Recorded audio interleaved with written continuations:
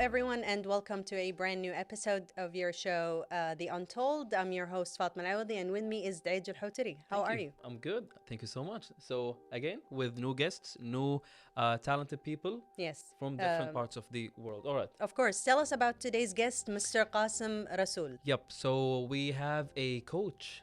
So he's into martial arts and also football.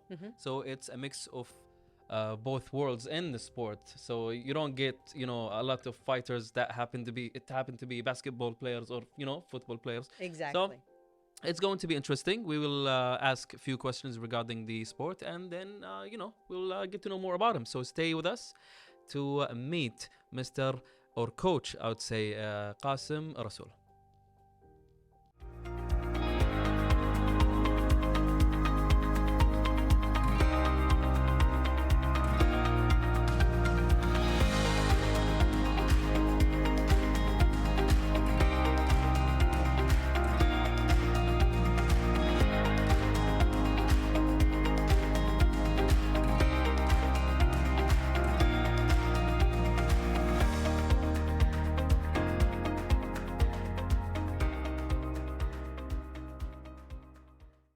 Welcome back, dear viewers, and right now in the studio we have with us Coach Qasim Rasul. Welcome. Hi guys, thank you for having me. Yep. Welcome, and we're so happy to have you here with us. Thank you. And it's a very interesting topic because I'm into these kind of sports, but getting to know more about it from you is going to be awesome. I'm very far away from those sports. You will get to know. But more. I'm very interested. It's not like just because I don't play them doesn't mean that I'm not interested. Yeah.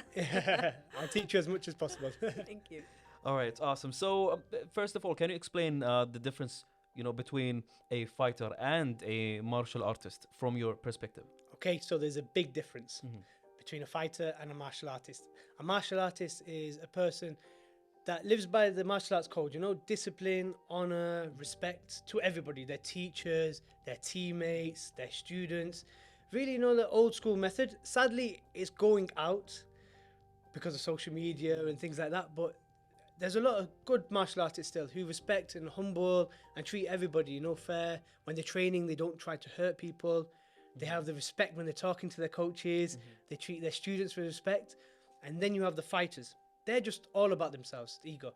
They go in, they don't really care if they hurt people in training. They're not friendly to people. They just care about the money. They want to fight. They want to earn money. They jump between gyms. They don't have loyalty. So yeah, there's a big difference. And I was actually talking to my coach about this, recently, because there was a fighter that came in, and when the first day, everybody hated him. Because he was so, he was very arrogant, a lot of ego. He didn't even say hello to the people. But even fighters have coaches. Yes. So what is the relationship between the fighter and the coach? Even though they... You see these individuals, they will jump gyms. If they lose, they will blame the coach. They will not take And responsibility. they jump to another gym. Yes, they won't take responsibility. They jump to a different gym. Oh, If no. we're training and say you beat me, he'll go crazy. He'll blame you. He'll go to a different gym. He won't take responsibility. good, yeah. But a martial artist, they accept. They're humble. Okay, my fault. I need to develop myself. Yes, I agree with that. I know the difference now. Okay, because I was, just as before, I Yes. did not know the difference between a martial artist and then a fighter. I thought, to be honest, I thought they were the same, same. but different, type of exercise.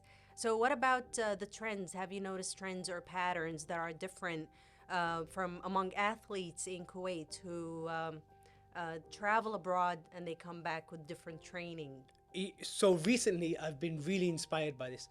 So there's a lot of Kuwaiti students who went abroad, studied, but came back with all this martial arts experience. Like my coach, Nasser Abdul Karim, he went to the US. I think he's the only person to do all 7 years to do his black belt in the United States. Nice. Yeah, and then my other coach, Abdullah Salim, he went there, similar story. He learned jiu-jitsu, then he went into MMA, and Coach Nasser, Coach Abdullah, they came back and opened a school. So for me, it's inspiring because you go there to study, but then you dedicate everything outside to learn. A lot of uni students, after uni hours, they just socialize everything. Yes. But Right. they went, studied afterwards, learned, developed into martial arts. and brought that back. That's amazing. Honestly, and there's like 5 others that I train with. Similar, they're doing that. My friend Ali, he's in the UK doing very similar to that. You know, so for me, it's very inspiring because when Dedication. when I was at university, after university hours, it was just like study, sleep, or you know. But there, after uni hours, they got their degree, and then they got a degree in martial arts. So you know, bravo. 2 stones in one. Yeah, Yeah. 2 birds in 1 stone. Honestly. Yeah. All right. So, what factors do you believe are the most influential motivating athletes to succeed in their training and competitions? Okay, so like you have 2 things. You have intrinsic motivation, which is the internal factors.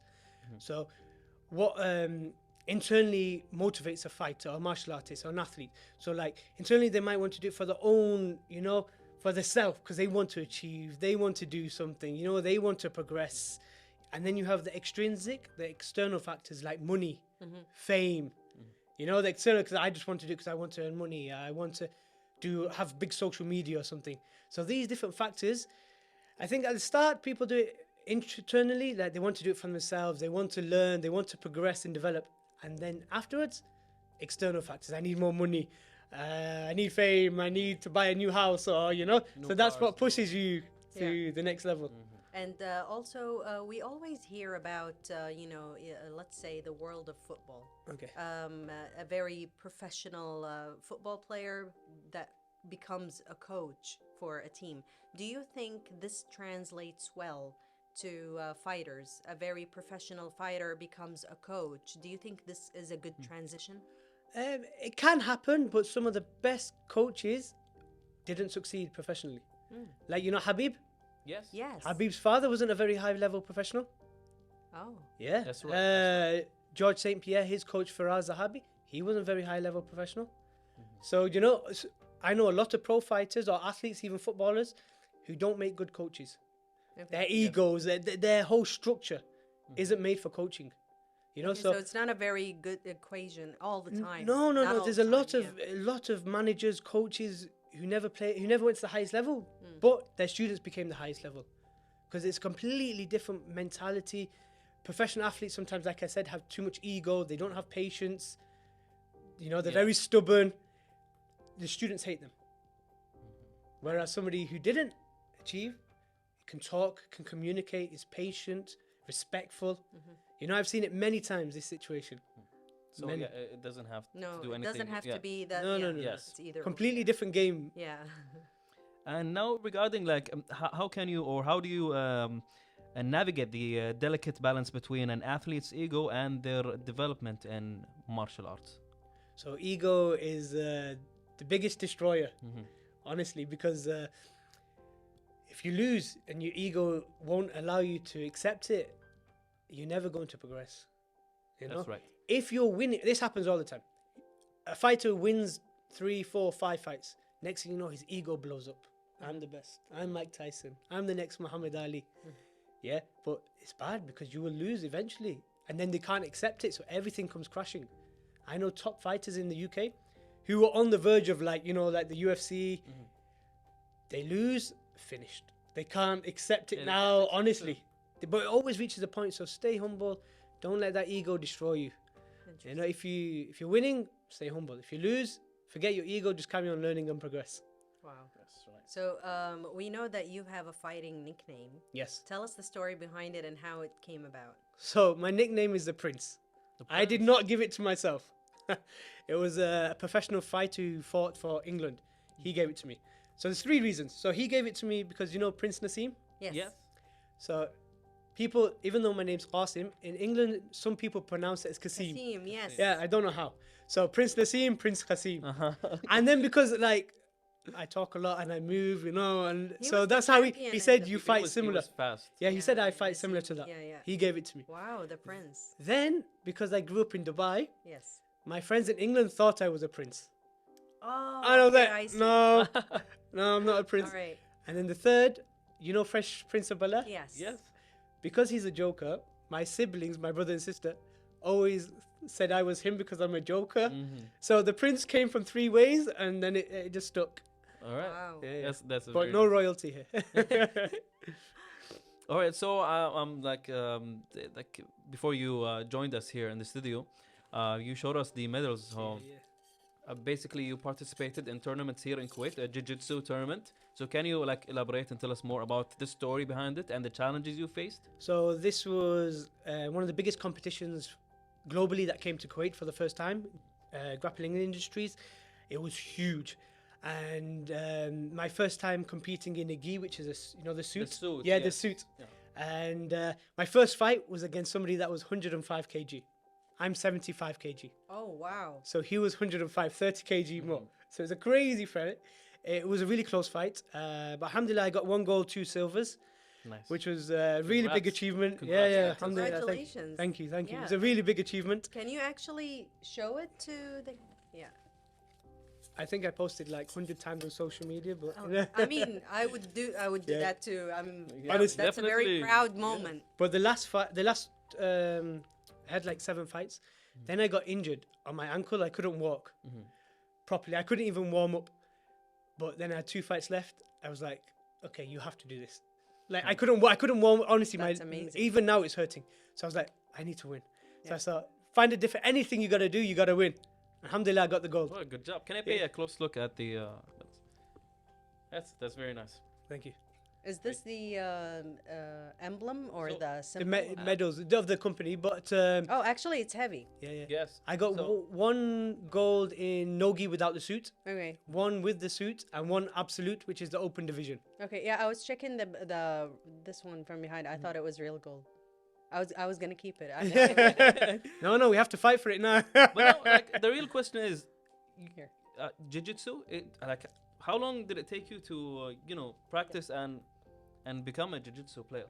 Is it because the I was on and off. I had an injury for 5 years, so I couldn't compete. But since July, I came back into grappling, and then since December, I started training with Coach Nasser, Coach Abdullah, Coach Carlos, and Coach Mohammed, and they really developed my actually my it took grappling you game. it took you around like 5 months or 4 months? 5 months, yeah. For 5 months, fully dedicated on it. Like That's so. amazing, that's though. very nice. Mashallah, yeah. Alhamdulillah, That's okay. That's inspiring. Actually, I also wanted to talk to you about this compared to also the mentality. Do you think maybe because Coach Kasim had the mentality of a fighter and a martial artist, actually, compared to the public? Do you think there's a difference? Like, for example, your mentality versus mine. I'm not a martial artist, I'm not a fighter. So, what is the difference between the mentality? I think a lot of difference is the drive, the motivation. Most martial artists, they're crazy when it comes to training. They live and die by it. That's all they do. That's all they know. We don't train because we enjoy it. We train because we have to. Wow. I don't train because it's good for my mental health or it gives me positive vibe. I train because I have to. It could be the worst day ever. You have to go. You got to do it. You could be injured. You have to go. And most martial artists, they don't earn hardly any money in the first 5 years. But we still go, That's amazing. and you wake up at crazy hours in the morning. You become disciplined. Sometimes we have to lose 10 to 15 kg before a fight. 10 to 15 kg. So Okay. you That's a not lifetime lot. goal for me. Yeah. For my lifetime, I have to lose 10, 15 kg. Now, Coach Qasim, we do have more questions, but we're just going to take a short break and we'll be right back. Awesome. All right.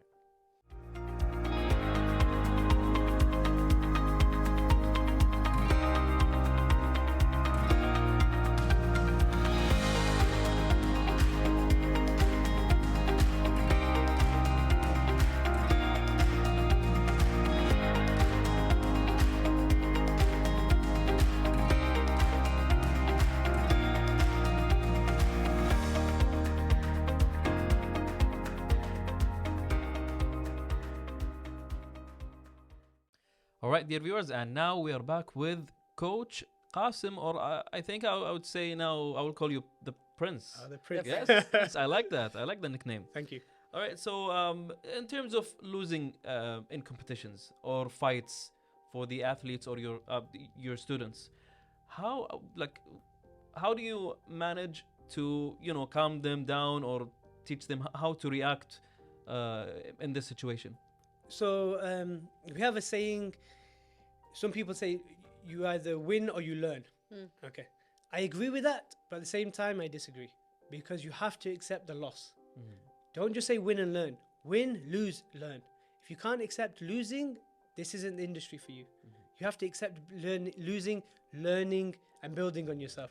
And everybody loses, you know. Learn if you sport. This is sport in general. Everybody loses. So lose, reflect, learn, progress. But everybody does it. You know, there's very few athletes, maybe one or two, like Floyd Mayweather, who never lost in professionally. Yes, yeah, Mayweather. Yes. Yeah. So everybody loses. And if you're in the early stages of your career, accept it. And it makes you focus, it makes you balance. Because when you're always winning or you're on a high, your ego like becomes too big. Too big, yes. So when you lose, sometimes it just like, it's a relief because now I can learn without no ego. Wow. Yeah. And does this also apply for the victory?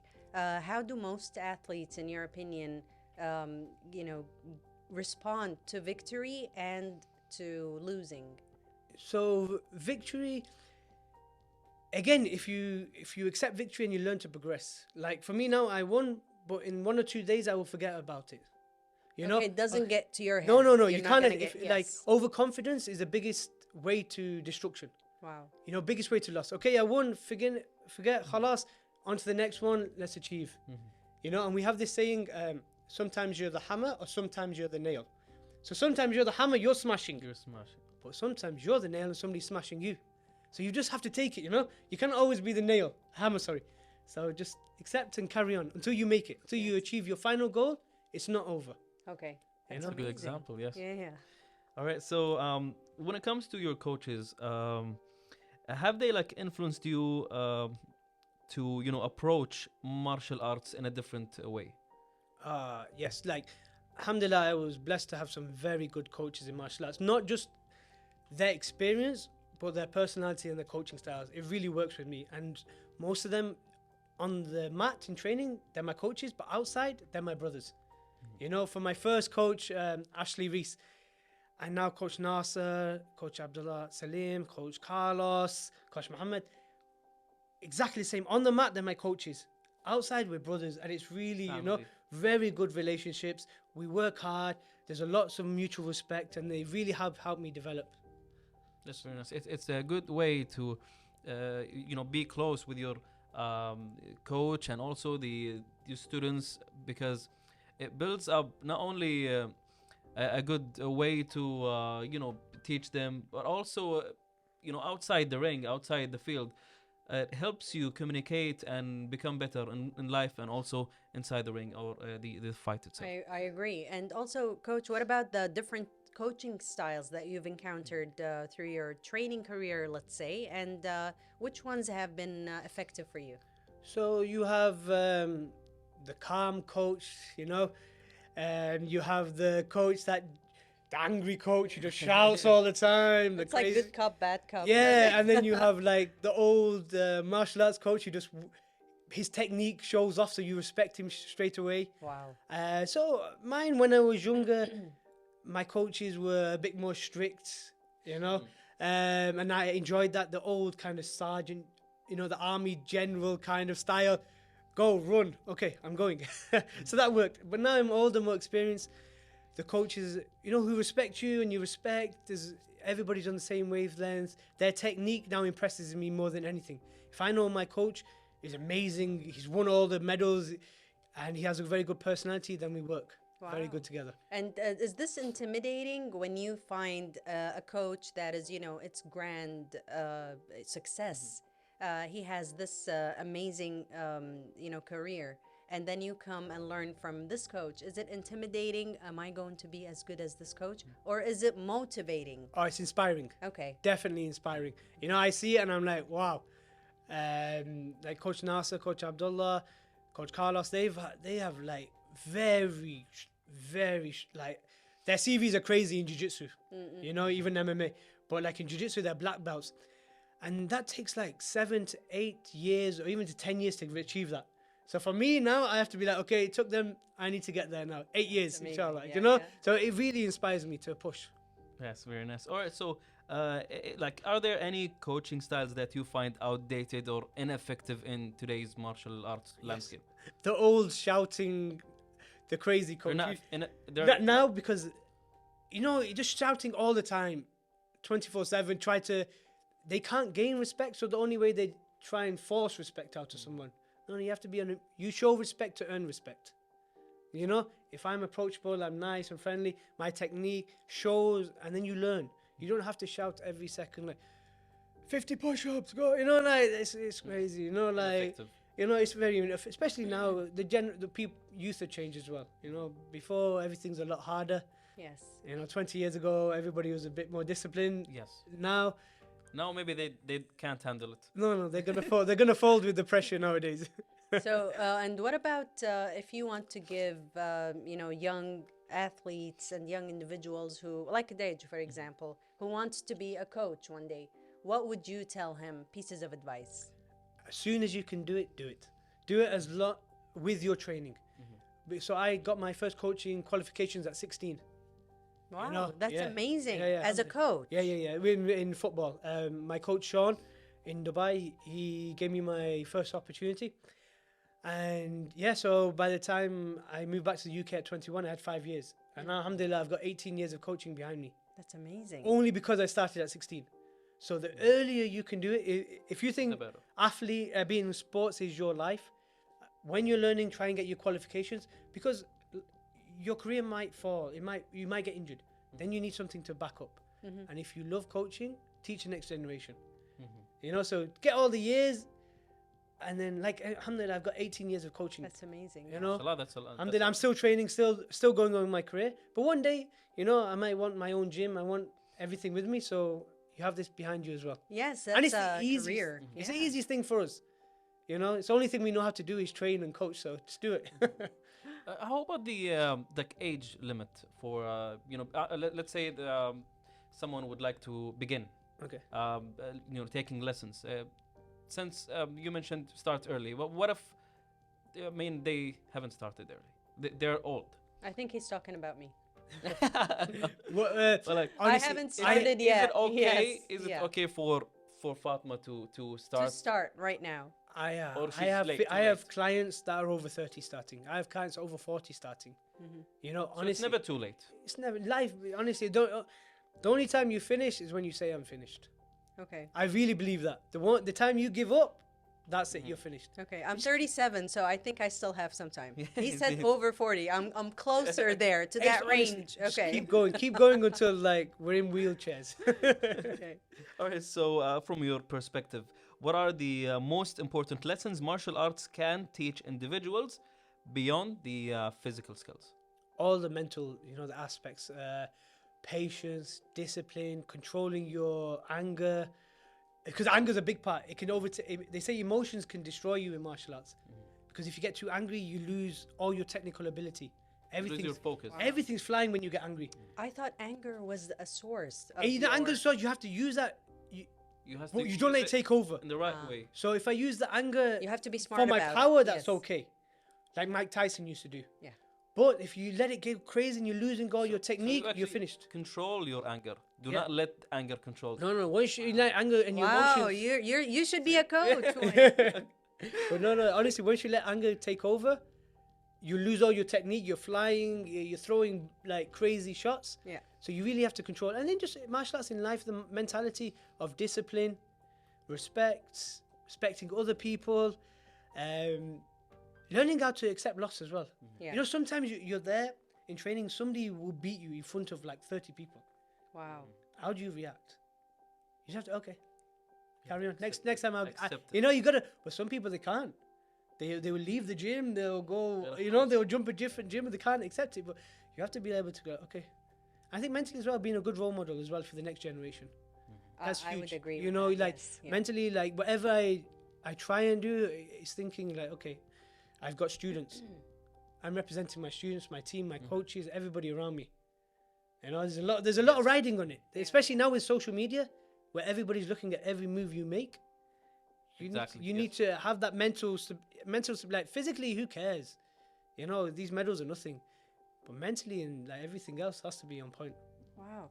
You know, Dej, I've in my career as a trainer for English teaching and TOEFL and IELTS, I would encounter a lot of positive men that come to my class, and then I would talk to them, and by the end of the course or by the end of the class, I would know and I would find out they are like ultimate fighting champions. Oh, wow. And I'm like, him? But he's so nice and he's so sweet and he was very nice with the other students. That's what He he was very helpful. saying. That's what he was saying. Yeah. You know? Do you know, like, I remember somebody once said to me, my friend, he said, do you feel like a big ego when you're walking because you know how to fight? And I said, no. I said, that's not a martial artist. A martial artist is only a martial artist when he's fighting in the cage. Outside, we're normal human beings. That's what I wanted We- to honestly, ask you. I Yes. hate- How is that? People, Yeah. honestly, when they find that, oh, you do martial arts, you fight, they don't expect it. And I was like, yeah, because that's a prince. You know, I'm Kasim outside, like I'm just me. I don't like it when people walk around arrogant. You know, this is what I'm saying between a martial artist and a fighter. A fighter, the whole world will know he's a fighter. He will tell it. see. If you say something bad to him, he'll be like, you want to fight? No, this is not how we act. That's for the ring. That's He for does not training days. control For the his street. anger. Oh, that's for a different game. But Yes, yeah. outside, I'm Qasim, normal, happy me. That's amazing. What do you think about the future of martial arts in Kuwait? Oh, it's huge now. Just from what I saw at the tournament, there was hundreds. Jiu-Jitsu, MMA is growing so fast in Kuwait. All the students, all the children, they know all the athletes. They're inspiring. The parents are pushing them. And like I said, the amount of Kuwaiti athletes are now going to different countries. Coach Abdullah is like one of the first Kuwaiti athletes to sign to a big promotion, PFL. He's fighting in Saudi, I think, next month. Nice. Yeah, so that's huge for Kuwaiti MMA. You know, the first course, one. we're very he's, proud he's of act- them. He's Yeah. actually training in Brazil with a fighter called Jose Aldo, who's like one of the best ever the UFC best. fighters. Wow. Yeah, so Coach Abdullah, alhamdulillah, he smashed it, and I really, he's going to bring the victory back. But he's got Hopefully. all these athletes, Coach Nasser, who got his black belt, he's competing in Vegas in October. They're now the motivation for the next athletes, you know. That's amazing. Honestly, Kuwait, Jiu-Jitsu is huge, the kickboxing is coming, the MMA is coming, and 5 years, Kuwait will take over the region. Honestly, I Hopefully. definitely believe that. Hopefully. I definitely We're believe so that. proud. Honestly. Hopefully, you'll get to see me as a professional player. Inshallah. Yeah, yes. I'll get one of these medals. Thank All right, you. so thank you so much for being part of this amazing interview. Thank you guys It for was having lovely. me. Thank you. Yep. Thank you. So, dear viewers, we will take a quick break and then get back to you to end this episode. Stay with us.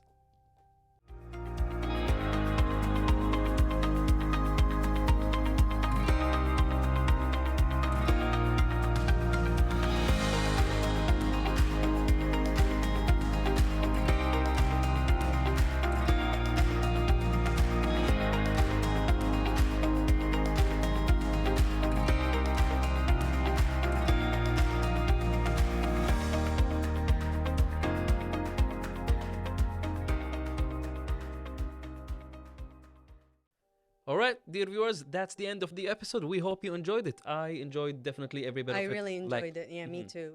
Even though I'm very far away from this field and this,